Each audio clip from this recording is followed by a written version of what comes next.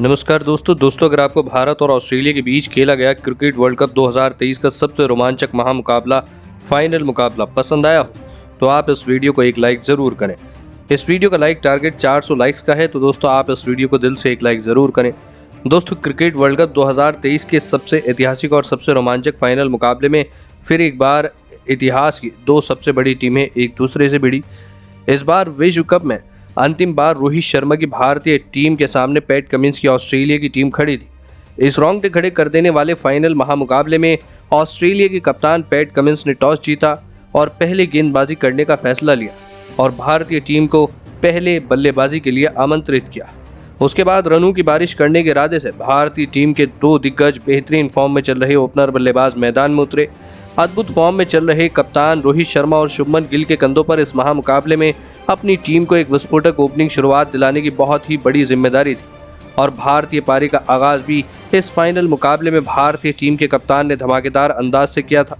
रोहित शर्मा इस मुकाबले में भी अपनी टीम को तूफानी शुरुआत दिलाने में कामयाब रहे थे, लेकिन उनके साथी खिलाड़ी शुभमन गिल ज़्यादा देर तक उनका साथ नहीं निभा पाए और पारी का 5वां ओवर डालने आए मिशेल स्टार्क ने शुभमन गिल को एडम जंपा के हाथों कैच आउट करा दिया। शुभमन गिल 7 गेंद में बस 4 रन बनाकर आउट हो गए। शुभमन गिल की जल्दी आउट हो जाने के बाद अब इस विश्व कप में सबसे ज़्यादा रन बनाने वाले बल्लेबाज और बेहतरीन फॉर्म में चल रहे विश्व के सबसे बेहतरीन बल्लेबाज यानी विराट कोहली मैदान में उतरे और फिर यहाँ से कप्तान रोहित शर्मा और विराट कोहली के उन दोनों ने साथ मिलकर उसी तेज़ी से रन बनाना जारी रखा। रोहित शर्मा इस मुकाबले में ऑस्ट्रेलिया की खतरनाक गेंदबाजी के आगे अद्भुत बल्लेबाजी कर रहे थे। रोहित शर्मा लगभग 151 की स्ट्राइक रेट से इस फाइनल के महामुकाबले में रन बना रहे थे, लेकिन फिर पारी का 10वां ओवर डालने ग्लेन मैक्सवेल के इस ओवर में रोहित शर्मा ने एक छक्का और एक चौका लगाकर 10 रन बना लिए थे। लेकिन दोस्तों इसके बावजूद भी रोहित शर्मा इस ओवर की चौथी गेंद पर एक और छक्का लगाने के चक्कर में ट्रेविस हेड के हाथों कैच आउट हो गए। रोहित शर्मा 31 गेंदों में 47 रनों की कप्तानी पारी खेलकर आउट हो गए। आपको बता दें कि रोहित शर्मा का ये विकेट भारतीय टीम के लिए एक बड़ा झटका था। अगर कप्तान रोहित शर्मा और थोड़ी देर मैदान में टिक जाते तो भारतीय टीम ऑस्ट्रेलिया के गेंदबाजी पर दबाव बना सकती थी, लेकिन फिर विकेट गिरने के बाद बल्लेबाजी करने आए श्रेयस अय्यर को भी पैट कमिंस ने जोश इंग्लिश के हाथों कैच आउट करके पूरा मुकाबला ही पलट दिया। श्रेयस अय्यर सिर्फ 3 गेंद में 4 रन बनाकर आउट हो गए। देखते ही देखते भारतीय टीम केवल 81 रनों पर अपनी टॉप ऑर्डर के 3 बड़े बल्लेबाजों को खो चुकी थी।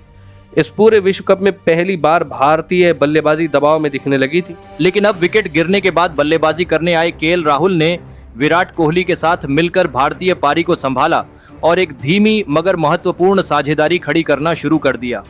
ऑस्ट्रेलिया की गेंदबाजी के साथ साथ फील्डर भी अपनी पूरी जी जान लगाकर भारतीय बल्लेबाजों के रन रोक रहे थे, लेकिन इसके बावजूद विराट कोहली और केएल राहुल की ये जोड़ी धीरे धीरे स्कोर बोर्ड को आगे बढ़ा रही थी। अब भारतीय टीम दबाव से निकलने लगी थी। विराट कोहली इस मुकाबले में भी गजब की फॉर्म में नजर आ रहे थे, तो वहीं केएल राहुल भी उनका साथ बखूबी निभा रहे थे और फिर इसी बीच विराट कोहली और केएल राहुल ने अपनी अर्धशतकीय साझेदारी भी पूरी कर ली। तो वहीं शानदार बल्लेबाजी कर रहे विराट कोहली ने भी पारी के 26वें ओवर में अपना अर्धशतक पूरा कर लिया। अब भारतीय टीम के पास ऑस्ट्रेलिया की गेंदबाजी पर पलटवार करने का बढ़िया मौका था। विराट कोहली और केएल राहुल ने 148 रनों तक भारतीय टीम को पहुंचा दिया था, लेकिन फिर पारी का 29वां ओवर डालने आए ऑस्ट्रेलिया के कप्तान पैट कमिंस ने भारतीय टीम को सबसे बड़ा झटका दिया और सेट हो चुके विराट कोहली को ही क्लीन बोल्ड कर दिया। विराट कोहली 63 गेंद में 54 रन बनाकर आउट हो गए। विराट कोहली के आउट होते ही पूरे स्टेडियम में सन्नाटा छा गया था। इतने बड़े खिलाड़ी के आउट हो जाने के बाद भारतीय टीम पूरी तरह बैकफुट पर थी। विकेट गिरने के बाद बल्लेबाजी करने अब रविंद्र जडेजा मैदान पर उतरे थे और फिर रविंद्र जडेजा के साथ मिलकर सेट हो चुके केएल राहुल ने फिर एक बार साझेदारी बनाना शुरू कर दिया था। तो वहीं केएल राहुल ने इसी बीच अपना सबसे महत्वपूर्ण अर्धशतक भी पूरा कर लिया, लेकिन फिर पारी का 36वां ओवर डालने जोश हेजलवुड ने सेट हो चुके रविंद्र जडेजा को भी जोश इंग्लिश के हाथों कैच आउट करके भारतीय टीम की मुश्किलों को और भी ज़्यादा बढ़ा दिया। रविंद्र जडेजा 22 गेंदों में 9 रन बनाकर आउट हो गए। ऑस्ट्रेलिया की गेंदबाजी भारतीय बल्लेबाजों को लगातार मुश्किल में डाल रही थी, लेकिन अब विकेट गिरने के बाद सूर्य कुमार यादव बल्लेबाजी करने के लिए मैदान में उतरे।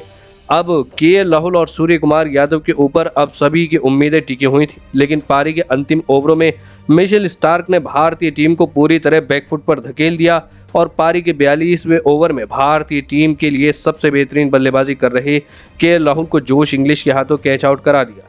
केएल राहुल 107 गेंद में 66 रनों की जुझारू पारी खेलकर आउट हो गए।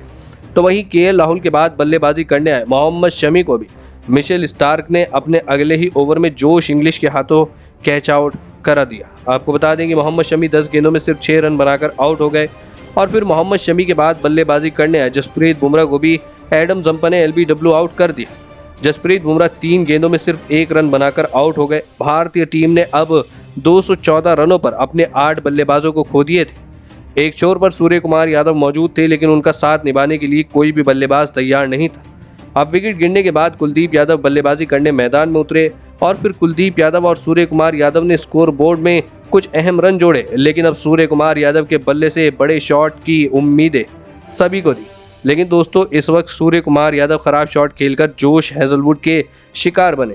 सूर्य कुमार यादव सिर्फ 28 गेंद में 18 रन बनाकर आउट हो गए। अब भारतीय टीम का एक ही विकेट बचा था। अब मैदान में मोहम्मद सिराज आ चुके थे और फिर मोहम्मद सिराज और सेट हो चुके। कुलदीप यादव ने अंत में कुछ महत्वपूर्ण रन बनाए और इसी के चलते भारतीय टीम ने इस फाइनल के महामुकाबले में 240 रनों का लक्ष्य ऑस्ट्रेलिया की टीम के आगे रखा। उसके बाद भारतीय टीम से मिले 241 रनों के लक्ष्य का पीछा करने ऑस्ट्रेलिया के 2 दिग्गज ओपनर बल्लेबाज मैदान में उतरे। बेहतरीन फॉर्म में चल रहे डेविड वार्नर और ट्रेविस हेड के कंधों पर इस महामुकाबले में अपनी टीम को एक बेहतरीन शुरुआत दिलाने की बड़ी जिम्मेदारी थी। लेकिन भारतीय टीम की तेज गेंदबाजी ने ऑस्ट्रेलिया की इन उम्मीदों को पारी के शुरुआती ओवरों में ही तोड़ दिया और पारी के दूसरे ओवर में ही गेंदबाजी डालने आए मोहम्मद शमी ने डेविड वार्नर को विराट कोहली के हाथों कैच आउट कर दिया। डेविड वार्नर 3 गेंद में 7 रन बनाकर आउट हो गए। डेविड वार्नर के जल्दी आउट हो जाने के बाद अब ऑस्ट्रेलिया की टीम की तरफ से मिशेल मार्श बल्लेबाजी करने मैदान में उतरे और फिर मिशेल मार्श ने आते ही अपने हाथ खोलने शुरू कर दी। लेकिन जसप्रीत बुमराह ने मिशेल मार्श को भी केएल राहुल के हाथों कैच आउट करके पूरे स्टेडियम में एक अलग ही ऊर्जा भर दी थी। मिशेल मार्श 15 गेंद में 15 रन बनाकर आउट हो गए। फिर एक बार भारतीय गेंदबाजी का बोलबाला मैदान पर देखने को मिला। अब विकेट गिरने के बाद स्टीव स्मिथ मैदान में उतरे थे, लेकिन स्टीव स्मिथ को भी जसप्रीत बुमराह ने एलबीडब्ल्यू आउट करके पूरा मुकाबला ही बदल दिया। स्टीव स्मिथ 9 गेंद में सिर्फ 4 रन बनाकर आउट हो गए। भारतीय गेंदबाजी ने इस फाइनल में, जी हाँ, इस फाइनल के महामुकाबले में अपनी टीम की वापसी करवा दी थी। अब विकेट गिरने के बाद मार्नस लाबुशेन सेट हो चुके ट्रेविस हेड का साथ देने मैदान में उतरे और फिर यहां से ट्रेविस हेड और मार्नस लाबुशेन ने भारतीय गेंदबाजी के सामने धीमी मगर महत्वपूर्ण साझेदारी खड़ा करना शुरू कर दिया। धीरे धीरे ये साझेदारी भारतीय टीम के लिए खतरा बनती जा रही थी। ट्रेविस हेड को जब जब हाथ खोलने का मौका मिल रहा था तब तब वह चौका छक्का लगा रहे थे। भारतीय टीम की स्पिन गेंदबाजी इन दोनों ऑस्ट्रेलियाई बल्लेबाजों को आउट करने की पूरी कोशिश कर रही थी, लेकिन रोहित शर्मा का हर एक गेंदबाज ट्रेविस हेड और मार्नस लाबुशेन की साझेदारी के सामने नाकामयाब हो रहा था। अब दोनों के बीच अर्धशतकीय साझेदारी भी पूरी हो चुकी थी और ट्रेविस हेड ने अपना अर्धशतक भी पूरा कर लिया था। मुकाबला और इसी के साथ, जी हाँ, आपको बता दें, मुकाबला और इसी के साथ वर्ल्ड कप की ट्रॉफी भी भारतीय टीम के हाथ से निकलती जा रही थी। पूरे स्टेडियम में सन्नाटा छा चुका था। विकेट निकालना अब भारतीय गेंदबाजी की जरूरत बन चुकी थी। अब ट्रेविस हेड और मार्नस लाबुशेन की ये जोड़ी भारतीय टीम के इस वर्ल्ड कप को जीतने के सपने को तोड़ती जा रही थी। खास करके ट्रेविस हेड का बल्ला लगातार रन बरसा रहा था। पूरी भारतीय टीम अब दबाव में थी। दोनों के बीच 100 रनों की साझेदारी भी पूरी हो चुकी थी।